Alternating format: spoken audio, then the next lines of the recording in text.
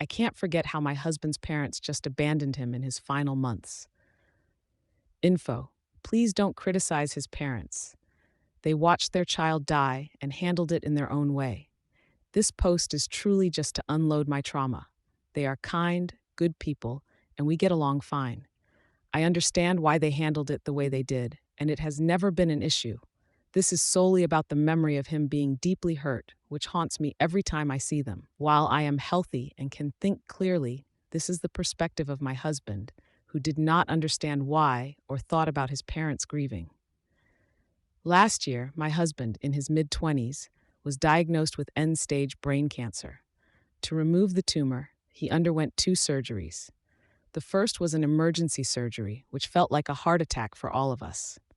I don't want to rant too much about everything that went wrong or the people who drove me mad. Just to clarify, from the moment of his diagnosis until the very end, I did everything with and for him. In the early stages of his diagnosis, his parents were involved since we were young, and well, were his parents. They visited every day. After he was sent home from the hospital, they visited less and less.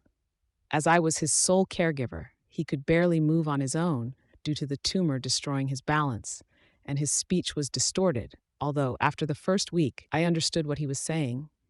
We had an arrangement that they would take him 1 day a week to give me some free time. There were many moments when I got angry with his family, especially his mom. She would say a lot, but rarely follow through. My husband was closer to his mom than his dad and would drop everything if one of them asked for a favor before he got sick. He always spoke highly of his family and adored his mother. As his cancer progressed, we went to a different hospital to remove the remaining tumor, where he stayed for about a week. During this time, no one from his family visited, not even before the surgery. His mother kept talking about visiting him, but later said, "I don't want to think too much about it. I'll see him once he's home." I truly believed he would survive the surgery, and I still drove 6 hours each day just to see him. They removed almost half of his cerebellum. Before the operation, the doctor told him that he might not be able to speak at all, and that his right side would be completely uncoordinated, to the point where he couldn't even stop his hand from moving uncontrollably. His parents didn't even visit the week before we drove to the hospital. What's even worse is that in the months before he died, they barely visited once a week. I will never forget the conversation we had about his family, and I think, even with their absence during that time, it would crush them to know how he felt. I knew he loved his family, so I asked him if it hurt that they were barely present.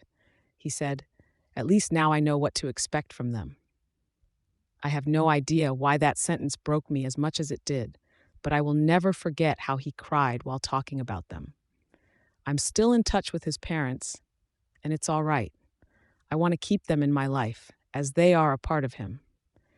I just needed to vent somewhere, because every time I meet with them, I see these memories, and it's just become a burden.